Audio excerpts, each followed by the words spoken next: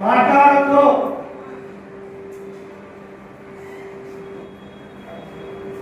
బయట మాట్లాడుతూ ఇక్కడ పెద్దలు వచ్చి ఏం చేశారు? 3 రకాల అపచారాలు ఉన్నాయి. భగవద్ అపచారం, భాగవత అపచారం, అసఖ్య అపచారం. భగవంతుడి పట్ల ఏం చేసినా క్షమిస్తాడు. భాగవతుల పట్ల ఆధారపడి పెద్దలు నిత్యం చేసుకొని వాళ్ళు డిస్టర్బ్ చేసుకుంటే ఎంత అపచారం అది?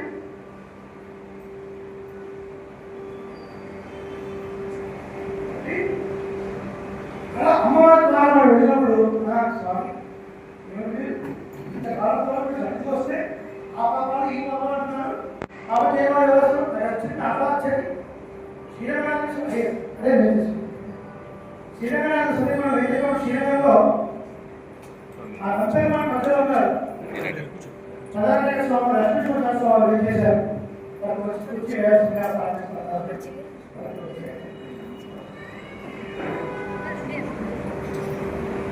నగరవాళ్ళు మధ్యలో ఉన్నారు. అటు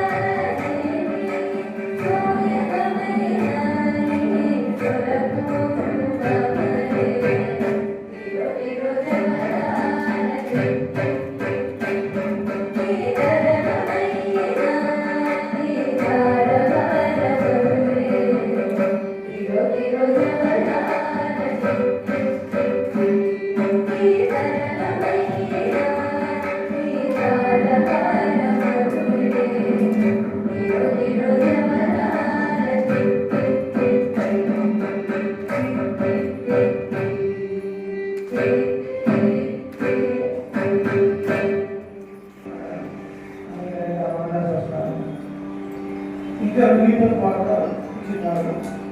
తర్వాత కీర్తన గంధము ముయ్యలుగా అనే కీర్తన. ఈ కీర్తన త్యాగరాజ స్వామి కీర్తన. శుద్ధి ఒకసారి త్యాగరాజ స్వామి కీర్తన. ఈ కీర్తనలో భగవంతుడికి చేసేటువంటి ఉపచారాలన్నింటినీ కూడా చెప్తున్నారు. స్వామి మనం చేసే ఉపచారాలన్నీ ఏమిటి అంతరార్థము అంటే, ఇలా భగవంతుడు పూజ చేయాలి అంటే ఏమైనా అవుతుందేమో చేయకపోతే అనే ఉద్దేశం కాదు. అది జీవుడి యొక్క సహజమైన ధర్మము, అది వాడి యొక్క స్వరూపము అని చెప్తారు. ఈ గీతలో స్వామికి రకరకాలైనటువంటి ద్రవ్యాలు సమర్పించి చేసే ఉపచారాలు భక్తిలో చేయవలను అని మనం చెప్తారు. చాలా కష్టం ఉంటారు. ఎందుకంటే ఇప్పుడు చేస్తున్నామండి, అద్భుతంగా 3 వేసాం 4 వేసాం అన్నీ వేసాం, 30 మర్చిపోయాం, ఉందో ఉపయోగం. అలాగే ఇమీడియట్లీ కార్పణాలు చేసి లోపల మనసులో నిర్మాణంగా భక్తిస్తూ ప్రీతి చేయాలి. భక్తి అంటే ప్రేమ, ప్రీతి అర్థం. అభివృద్ధి చేయాలి అని మనం చెప్తున్నాం. చాలా కష్టం. అయితే ఇందులో విశేషం ఏంటంటే, ఈ జీవుడు అంటే కనిపించేటువంటి బాడీ ప్రాక్టిక, ఈ లోపల సూక్ష్మ రూపంలోనే జీవాత్మ. పైకి కనిపించేటువంటి శరీరానికి అచిత్ జడ పదార్థం లేదా ప్రకృతి అని పేరు. ఇది మాట్లాడాలన్నా, ఇది పైకి లేపాలన్నా, ఇంకేం చేయాలన్నా లోపల చిన్న జీవాత్మ చాలా సూక్ష్మంగా ఉంటుంది. ఎంత సూక్ష్మంగా ఉంటుంది అంటే శ్వేతాస్త్ర ఉపనిషత్తులో ఉపనిషత్తు చెప్తున్నారు. బాలాక జగదాలస్య శతదా కల్పితస్య గోవు యొక్క వెంట్రుక, ఒక భాగంలో వెంట్రుక, ఆ వెంట్రుక చివరి భాగాన్ని ఒక చిన్న డ్రాప్ చేస్తే చాలా సూక్ష్మంగా దాన్ని 100 భాగాలు చేయండి. ఆ మళ్ళీ 100 భాగాలు ఇంకొక భాగం తీసుకోండి, దాన్ని మళ్ళీ 100 భాగాలు చేయండి. చేయలేము. ఒకవేళ చేస్తే ఎంత సూక్ష్మంగా ఉంటుందని అనుకుంటారో అంత సూక్ష్మంగా ఉంటుంది ఈ జీవాత్మ. కాబట్టి ఆ జీవాత్మ అనేది చెప్తారు శ్రీరామసులు కదలని కాదు. ఆ జీవుడి స్వరూపము పరమాత్మకి సహజంగానే దాస్యం చేయుట అని అర్థం. కాబట్టి ఆ పూజ విధానం ఎంత ప్రేమతో చేయాలి. ఒక ఐతిహ్యాన్ని చెప్పుకొని తర్వాత చిన్న గణలో ఆ కీర్తన చెప్తారు. భగవద్ రామానుజుల వారు వ్యాసరాజు యొక్క బ్రహ్మసూత్రాలు వ్యాఖ్యానం చేస్తున్నప్పుడు పురంధర్మం అని వారి యొక్క శిష్యుడు లిఖిస్తున్నప్పుడు ఉపనిషత్తుల్లో జీవాత్మ అనేటువంటిది జ్ఞానము అలాగే ఆనందము చెప్పబడ్డాయి. మరి మీరేమో శేషత్వము దాస్యము అని చెప్తున్నారు, ఏది కరెక్ట్ అంటే రామానుజునికి సమాధానం తెలుసు. జీవుడికి సహజంగా శేషత్వమే లక్ష్యం. శేషత్వము అంటే శేషి అంటే యజమాని అని అర్థం అండి. శేషుడు అంటే సేవకుడు అని అర్థం. ఎప్పటికీ మన ఇంట్లో ఉన్నా వైకుంఠంలో ఉన్నా ఆ పెరుమానికి సేవ చేయాల్సినటువంటి వాళ్ళనే. దీన్ని రామాన్ని చెప్పకుండా ఓ గుడేసా మీరు తిరుక్కోస్తులు వెళ్ళండి, తిరుక్కోస్తులు వెళ్ళి అక్కడ నంది గారిని ప్రార్థించండి అంటారు. మీరు వెళతారు. మరి వెళ్ళి ఇప్పటి కాలం కాలేదా, 1000 ఏళ్ళ క్రితం ఎవరి దగ్గర విద్య నేర్చుకోవాలి అంటే ఎలా వెళ్ళాలి, ఇలా నేర్చుకోవాలి. ప్రతినిధి ప్రతిపాదన పరిప్రశ్నేయ సేవయ ఉపదేశంతి జ్ఞానం జ్ఞానిన తత్వదర్శిన. వారి పెద్దలు వారి జ్ఞానులు అని తెలుసుకొని రాష్ట్రంగా సమర్పించి వారికి సేవ చేసి అదిపైన వారి దగ్గరికి వెళ్ళారు. 6 నెలల పాటు శిష్యుడు సేవ చేశారు. మొత్తం ఇంట్లో ఆ పని ఈ పని క్రాంతి. అప్పట్లో బిగ్ బాస్ ఎవరిని లేవు కదా, ప్రతిదీ మనుషులు వెళ్ళి తీసుకొని రావాల్సిందే. ఎలాగ ఎంకరేజ్ చేశారు. 6 నెలలు అయిపోయింది, ఏం చెప్పడం లేదు ఏమిటి అని. అయ్యా రామానుజుని విడిచి నేను వెళ్ళలేను, నేను వెళ్ళేస్తాను వెళ్తున్నప్పుడు అప్పుడు బ్రహ్మగారి వాళ్ళ గురువులోని 8వ పంతు 8వ దశలో ఉన్నటువంటి భాషాన్ని ఎవరు తిరుక్కొస్తున్న నమ్మి అడిగేనున్నా పురనున్నా అనే ఒక భాష. దాని అర్థం ఏంటంటే సర్వాంతర్యామి సగ బ్రహ్మాండంలో వ్యాపించిన పరమాత్మ బ్రహ్మాండ గోపమైనటువంటి ప్రతి పదార్థంలో వ్యాపించి ఉన్నాడు, బయట వ్యాపించి ఉన్నాడు, నా శరీరంలో ఉన్నాడు, నాలోనూ ఉన్నాడు అని అర్థం. కానీ నాలోనూ ఉన్నాడు దానికి అడిగే ఉండా అని ప్రయోగం చేశారు. గుడ అంటే శరీరము అంటాం. నా శరీరంలో ఉన్నాడు, నాలో ఉన్నాడు అనకుండా అది ఏ పాఠదాసుని అర్థం అన్నమాట. కాబట్టి ఆ భాషల ద్వారా అప్పుడు పూర్వకాలానికి సరికి దండస్వామి నుంచి వెళ్ళి ఆ భాషను పూర్తి చేశారు అని నాకు చెప్తుంది. కాబట్టి ఈ జీవుల యొక్క ధర్మం ఏమిటి అంటే పరమాత్మకు సేవ చేయడం. ఎన్నో రకాలుగా మన సేవ చేయడం పరమాత్మ. కేవలం పూజ ఆరాధన మాత్రం అనుకోవద్దు. గ్రంథముద్రణ, గ్రంథ పారాయణము, సంగీతము, సాహిత్యము, కళలు ఎన్నో రూపాలుగా మన పరమాత్మను ఉపాసించవచ్చు. ఈ సంగీతానికి నాలోపాసన అంటే కదా అనేక మార్గాలు. ఇవన్నీ మన యొక్క స్వరూపము అంటే ధర్మము.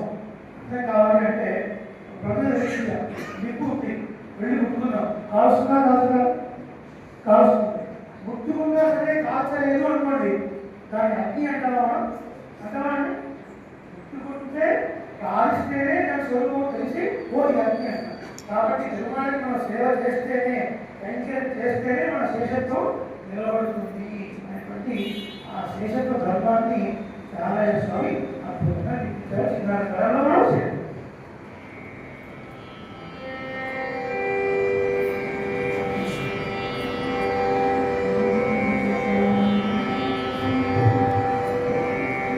Thank you.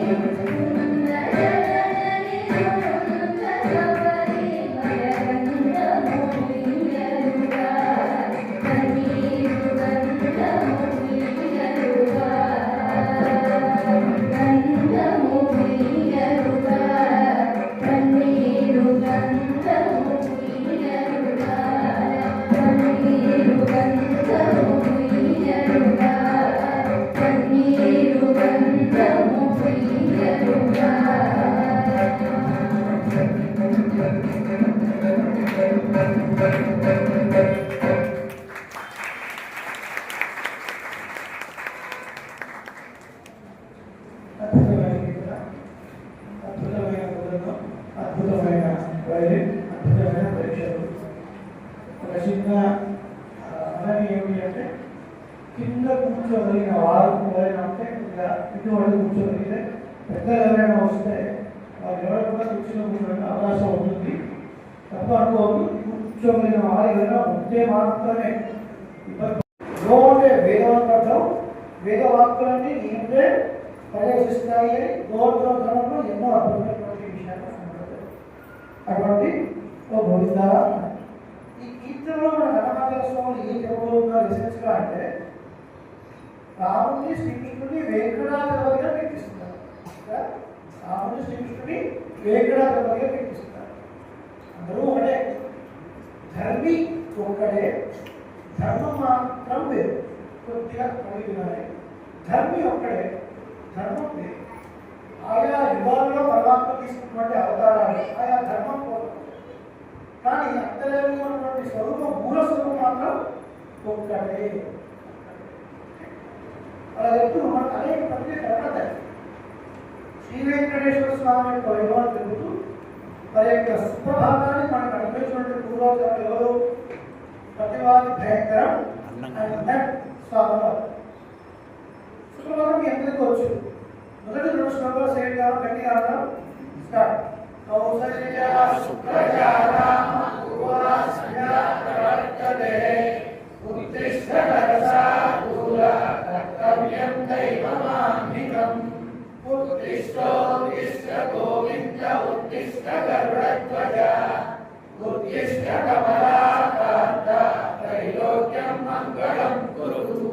మొదటి శ్లోకం శ్రీనారాయణ శ్లోకం.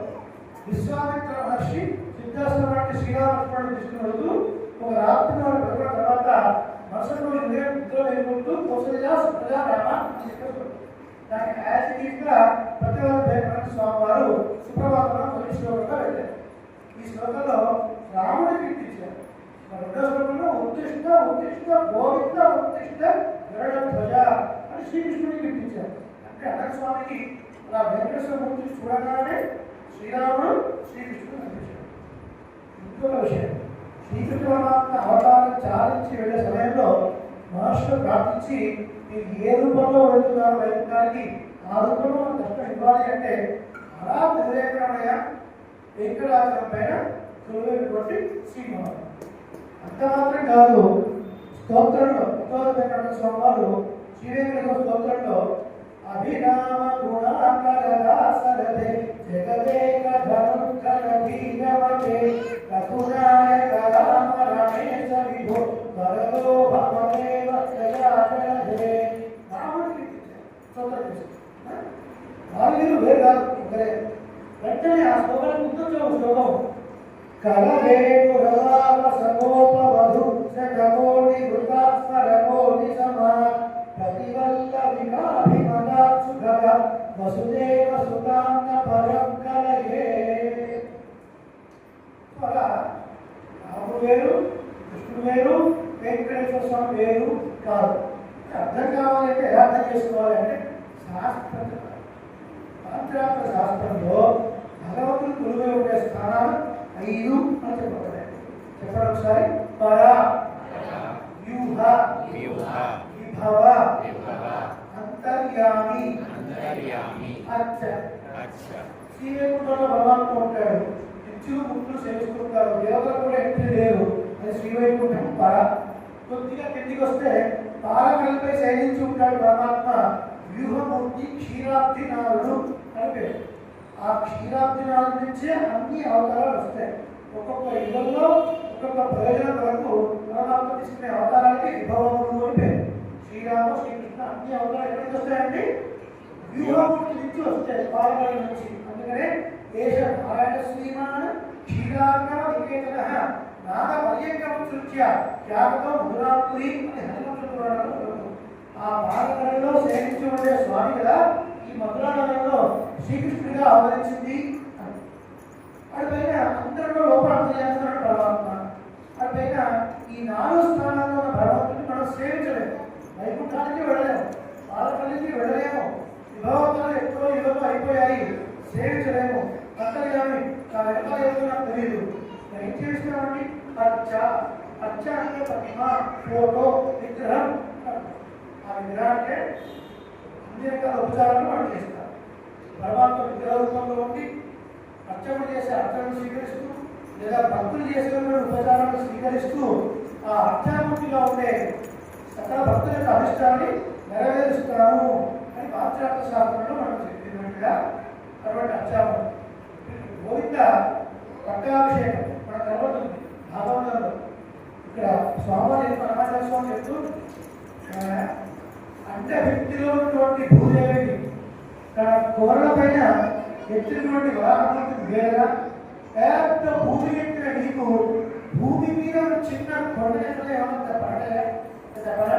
ఇచ్చుపేకేన హస్తేన ధృత్వా గోవర్ధనాసనం దధార నీరయా విష్ణు చక్రావయవ బాలకః. ఆ వేద పర్వతాన్ని శ్రీకృష్ణుడు ఎట్లా ఎక్కాడు అంటే చిన్ని పిల్లవాడు తన దాటలోకి వెళ్ళి ఒక వస్తువు తెంపుకొచ్చినట్టుగా అవలీలగా అప్పుడు గోవింద పట్టాలు జరుగుతుంది. ఎందుకు ఇంత గొప్ప నామం అంటే తాను కష్టపడి సంపాదించుకున్న నామం గోవింద నామం. లోకంలో ఉన్న వాళ్ళందరూ కూడా ఏ ఇంట్లో కింద కూడా యజ్ఞం చేయాలి, మరి గోవర్ధనగిరికైనా మనం కాపాడుతుంది గోవర్ధని. కాబట్టి గోవర్ధనగిరికి అది ఆరోగ్యం చేద్దాం అన్నాడు. అన్నప్పుడు వీళ్ళందరూ వెళ్ళి గోవర్ధనగిరికే అని సమర్పించారు. కోపం వచ్చినటువంటి ఇంద్రుడు ఎవడో గొడవ పిల్లవాడైనా వాళ్ళు చెప్తే గోవర్ధనగిరికి వచ్చేసాడు, నా ప్రతాపాన్ని చూపిస్తాడు అని ఆడవాళ్ళకు కనిపించాడు. ఆ ఆడవాళ్ళు తక్కువైన గోవర్ధనులు కృష్ణ రక్షించు అంటే ఈయన సంకల్పించి రక్షించగలడు. కానీ మనందరినీ రక్షించేది గోవర్ధన పర్వతం చెప్పాడు. గోవర్ధన పర్వతంతోనే రక్షించాలి అనుకొని గోవర్ధన పర్వతం చిన్న వేరు మీద 7 అహోరాత్రులు నిలబెట్టాడు. 7 అహోరాత్రులు, 7 రాత్రులు 7 పగళ్ళు. అది పైన ఇంద్రుడికి ఆ ఇంటేషన్ ప్రాబ్లం అంతా తీరుతుంది. ఇంద్రుడికి అధికార పదం అనే ఇంటేషన్ ప్రాబ్లం అశీర్తి ఉంది. ఎవరు దేవతలు ఎవరండి? పరమాత్మ కంసముందు లేదా ఆయన సంతానానికి వాళ్ళే. ఆ ఇంట్లో కూడా పిల్లలు ఉంటారు, ఎంత వర్గంగా ఉండదు. ఒక వాడికి ఏదైనా ఇబ్బంది కలిగినప్పుడు ఇప్పుడు కొడుతూ ఉంటే ఆ పిల్లవాడిని పక్క తప్పిస్తూ ఉన్నాం తప్ప కొట్టే పిల్లవాడిని చేయడం వీడిని కాపాడుతూ ఉంటాం. ఏమో కొంచెం సమయం ఎదుగులో వాడే సర్దుకుంటాడు అని కదా. అలాగే 7 అహోరాత్రులు పరమాత్మ వెయిట్ చేశాడు. అప్పుడు ఇంద్రుడి త్వరలో అడిగి ఇంద్రుడు వచ్చి తన కిరీటం స్వామి పాదాలకు క్రీడగా కానించి చక్కటి క్షీణంతో అభిషేకం చేసిన గోవింద సంవత్సరం 7 అహోరాత్రాలు పర్వతాన్ని మోసి గోవింద నామాన్ని సంపాదించుకుని నిర్మాణం. అందుకనే రామానుజులు అక్కడ వెళ్ళినప్పుడు గోవింద నామాన్ని చెప్పండి, గోవింద నామాన్ని చెప్పండి అని చెప్పారు. అది గోవింద నామానికి గొప్ప విశిష్టత. అంటే హనుమాన్ యొక్క చమత్కారం ఏంటంటే చెప్పున్నాం కదా, ఏమిటది? ఒక పెద్ద భూగోళాన్ని స్వామికి ఈ చిన్న పర్వతం యొక్క లక్షములు తిన్న లక్ష్మయ్యకు ఒక లక్ష్మయ్యను వాడి పేరు. వాడు 1,00,000 తిన్నాడు, 1,00,000 తిన్నాడు. ఇంకొక పక్షం ఇచ్చాడు, అమ్మ వద్దు అన్నాడు. ఏమన్నారు? 1,00,000 తిన్న లక్ష్మయ్యకు ఒక పక్షం 1,00,000 ఈ వేల పర్వతాల కొండలు ఏం చేసిన భూమి తిన్న స్వామికి ఒక పర్వతం లెక్క ఇచ్చారు. ఆ కీర్తన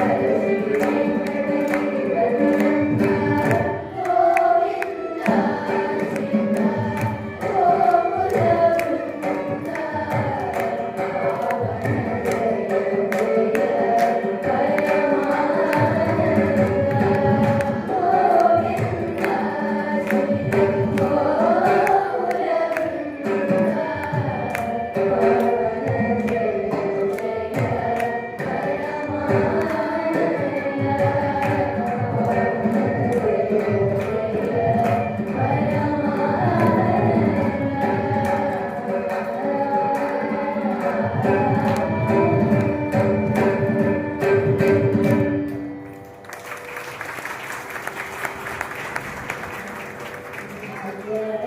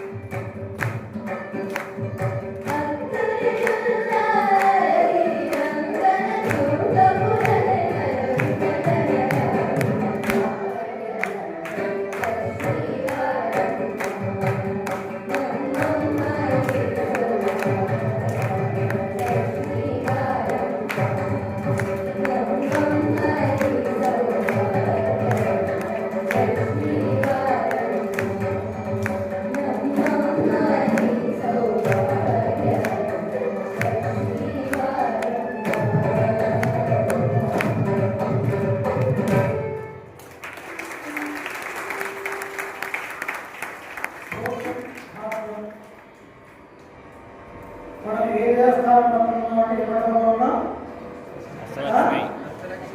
ఏమవుతున్నారు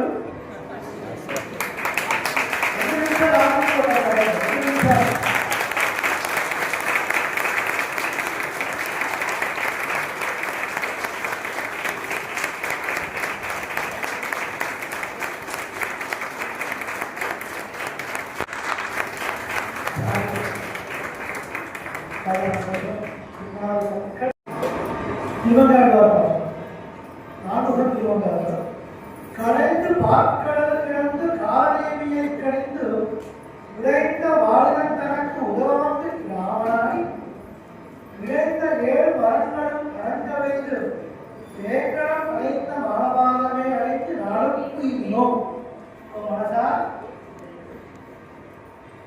திருப்பாற்கடல் ఆ బాలబడిని తిరిగి ఇంద్రుడు పోగొట్టుకున్నటువంటి సంపద మళ్ళీ తిరిగిచ్చి అటు పైన సుగ్రీవుడికి సహాయం చేస్తారు అని వాళ్ళే సంబంధించినటువంటి ఆ రాముడు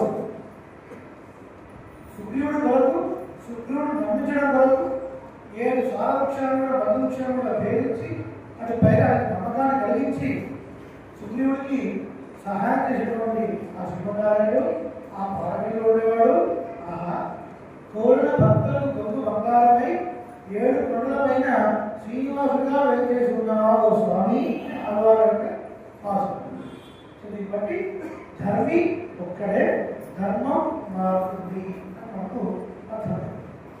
కారణానికి సంబంధించినటువంటి సందర్భంలో చాలా భీకరమైన రాక్షసుడు కారణమైన గర్భంలోనే ఒక సందర్భంలో వాడి యొక్క బాధ చెప్పుకోలేక ఇది వెనక్కి తిరిగాడు.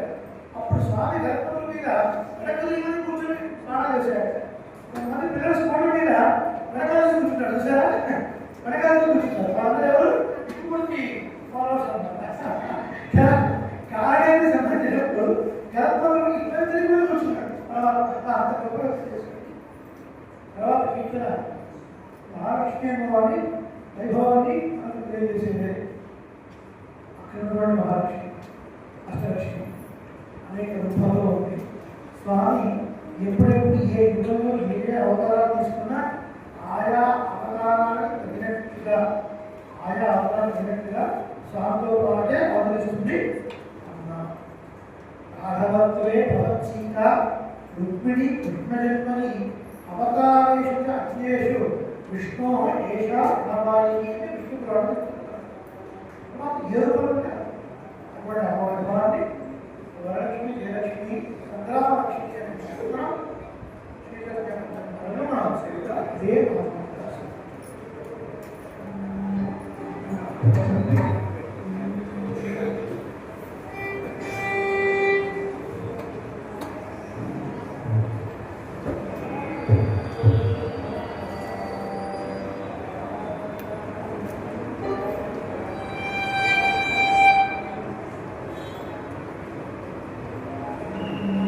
జై శ్రీరామ్.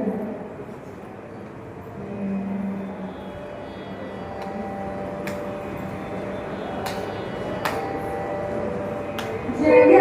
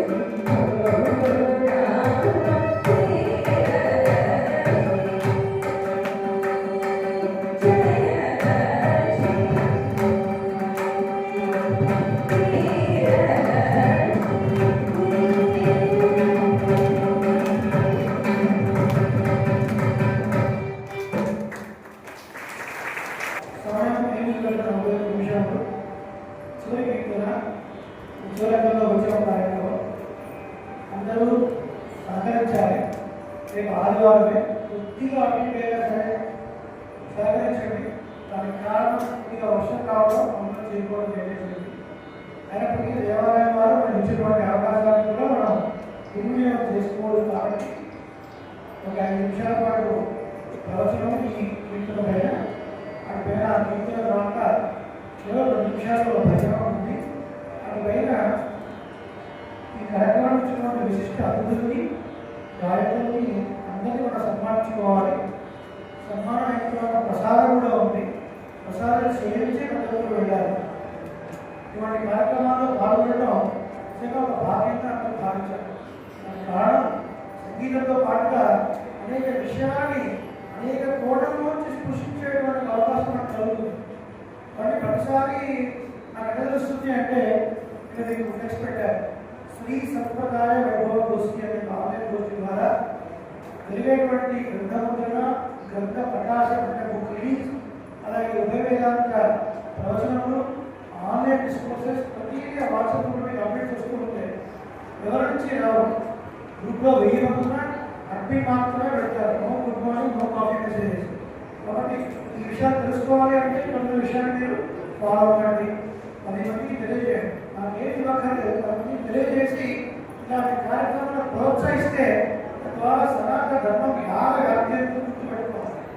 సనాతన ధర్మం వృద్ధి చెందాలంటే కేవలం వాట్సాప్లో ఫేస్బుక్లో నాకు మెసేజ్ ఫార్వర్డ్ చేయడం కాదు, అదొక పద్ధతి.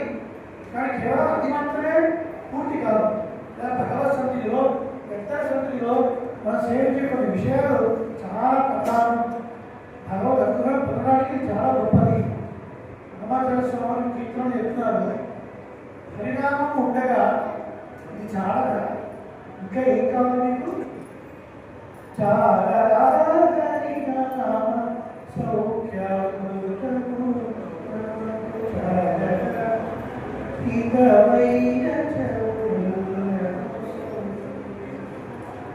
చౌరస్తా అంటే 4 దారులు కలిసే మార్గం.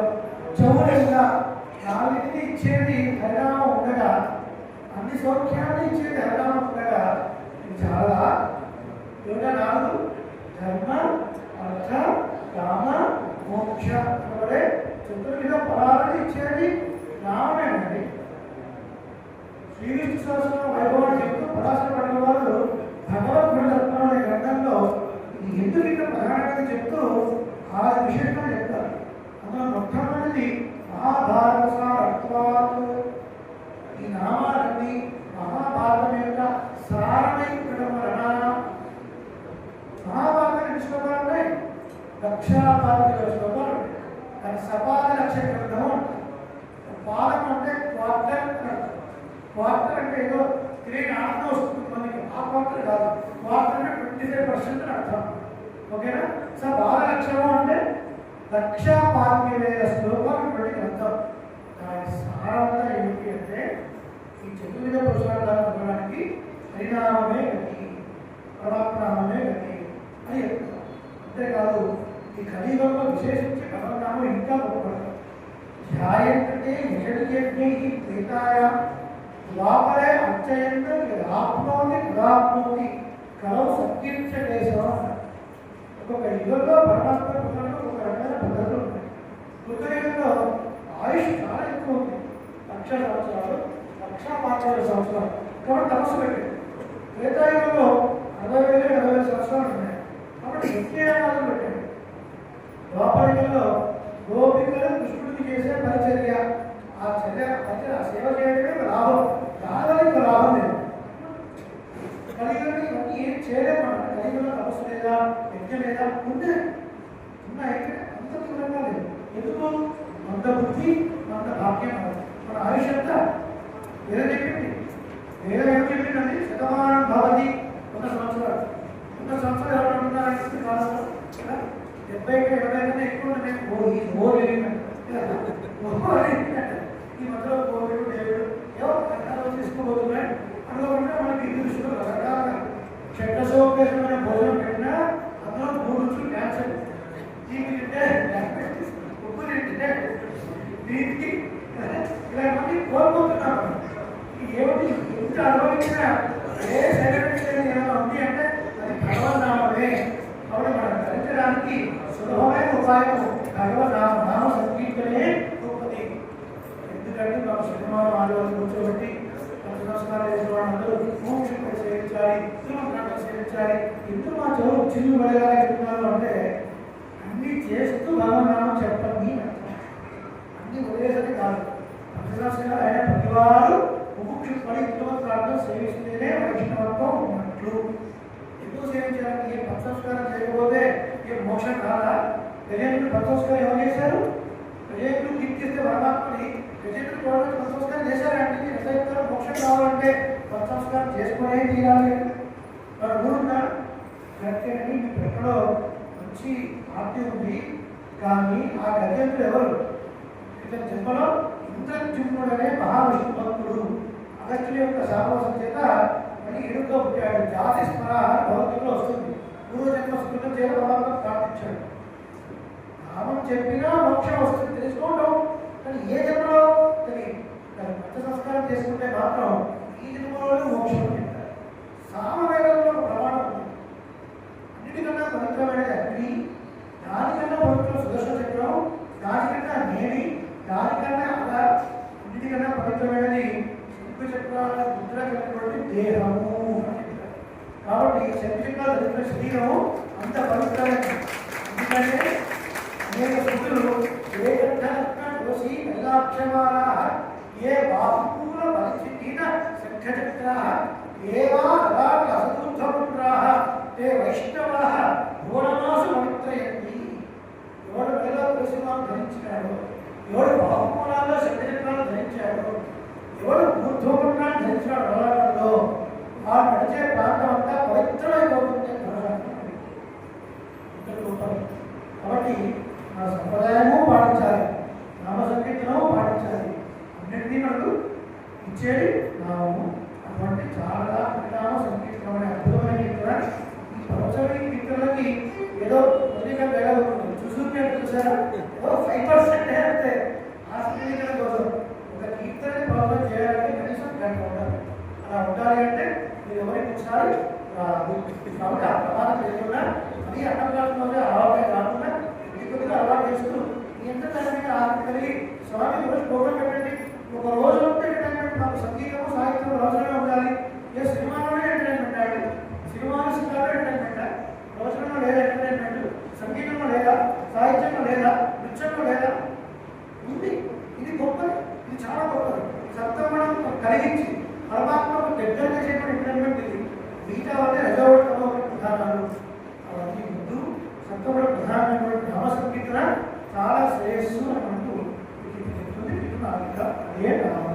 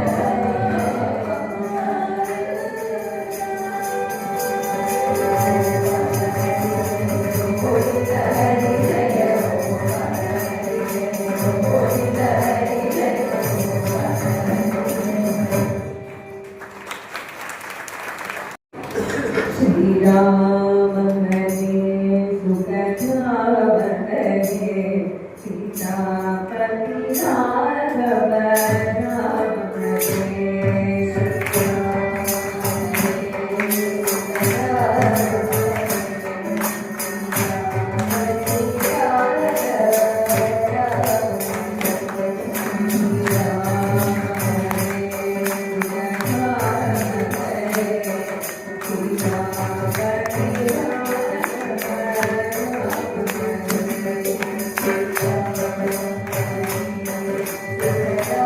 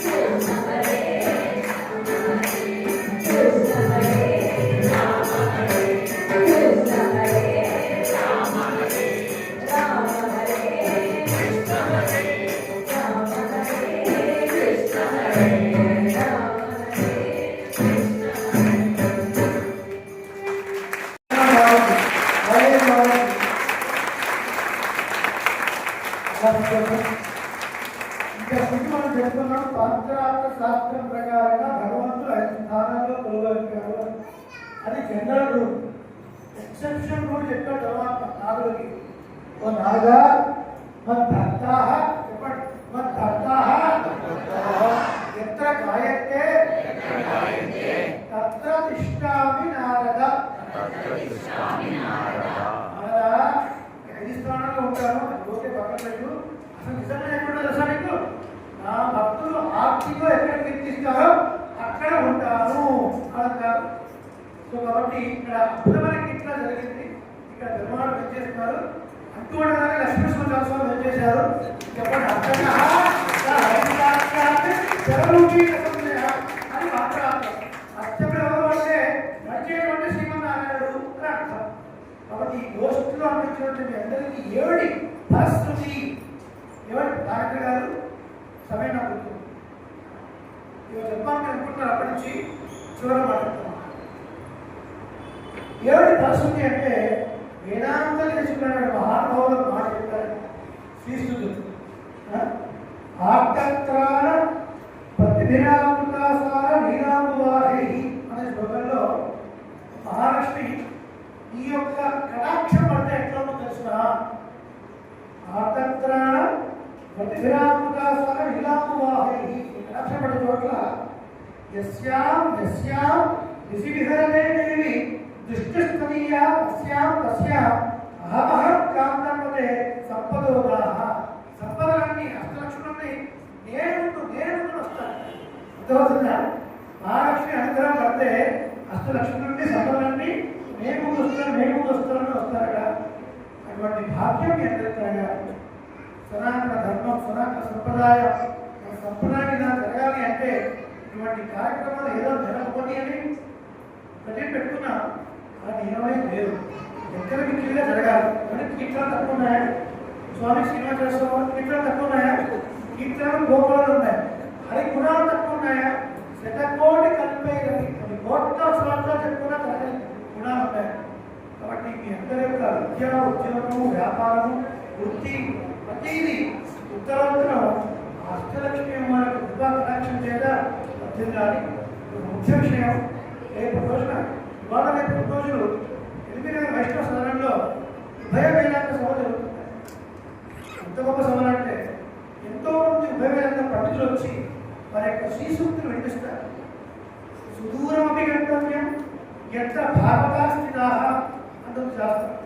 ఎక్కడున్న చోటికి మనం ఎంత దూరమైన వెళ్ళాలంట. సో మరి ఈ ప్రాంతంలో ఎక్కడోనే కొంతమంది వేరు చేస్తున్నారు. వారి శ్రీసూక్తులు వినే భాగ్యం అక్కడే ప్రసాదం అన్నీ ఉంటాయి. ఉదయం 10 గంటల కార్యక్రమం ప్రారంభం, సాయంత్రం 4కి అయిపోతుంది. మధ్యాహ్నం ప్రసాదాలు అక్కడే. వాళ్ళ సంగీత సాహిత్య సుధాకరాన్ని మీరు అనుభవించారు. లేదు ఉభయ వేదాంత పండితుల యొక్క శ్రీసూక్తులు కూడా మీరు అనుభవించాలని సభాముఖంగా దాసు తెలియజేస్తున్నాడు. ఈ కార్యక్రమంలో అనుభవించిన ప్రతి వారికి సహకారం అందించిన ప్రతి వారికి పేరు పేరున ముఖ్యంగా సంప్రదాయ గోష్ఠి వారికి అలాగే సప్తస్వర మ్యూజిక్ అకాడమీ వారికి దయా పిక్స్ ఆఫ్ ఆర్ట్ వారికి విశేష భక్తులకి ఈ అష్టలక్ష్మి ఆలయ కమిటీ వారికి ప్రధాన వారికి ఈ కార్యక్రమంలో దిగ్విజయంగా రావడానికి ముందు నుంచి సహకారం చేస్తూ ప్రతి అనుక్షణం ప్రతి అప్డేట్స్ ఇస్తూ అనేక చోట్ల ఈ కార్యక్రమాల ఫ్లైయర్ని వారు బండి మీద వెళ్ళి కట్టారు. అటువంటి శ్రీమాన్ నాగేంద్ర గారికి వెనకాల నుంచి ఉంటారు. అనేక ధన్యవాదాలు. తిరుమంత్రాల గోష్ఠికి అనేక ధన్యవాదాలు. అలాగే కైలాన్ ఆర్ఎండి వాసులు శ్రీమాన్ కొండ పవన్ కుమార్ గారికి సందేశం చూడాలి. అలాగే ఓరేడి పవన్ కుమార్ గారికి అనేక ధన్యవాదాలు. వారు ఆర్ఎండిలో పనిచేస్తున్నారు. దాసులు కోరిక వారు వచ్చారు. అలాగే రంగశిల్పజ్ఞానం యొక్క తల్లిదండ్రులకు ఈ చిన్నారుల యొక్క తల్లిదండ్రులకు బంధుమిత్రులకు ప్రతి ఒక్కరికి పేరు ధన్యవాదాలు తెలియజేస్తున్నారు దాసులు.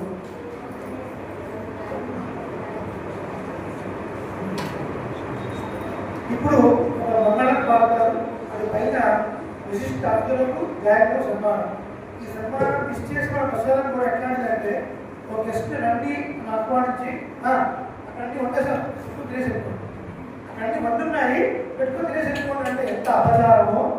సన్మాన కార్యక్రమం చూడకుండా కార్యక్రమం గడి పెడితే అంత అపచారం. నాకు తెలుసు మీరు ఎవరు అపచారం చేయలేదు. చివరి అంతంలో ఉన్నాం. ఒక 1 మినిట్లో మంగళం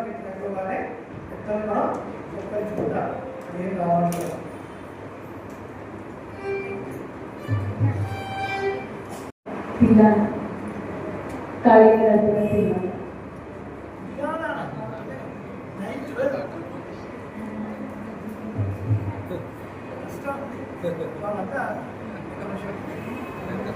మసాలా పెట్టే సమయంలో మసాలా ఉంటే ఎవరికైనా ఇబ్బంది కదా కష్టము ఒక మనిషికి ఏదైనా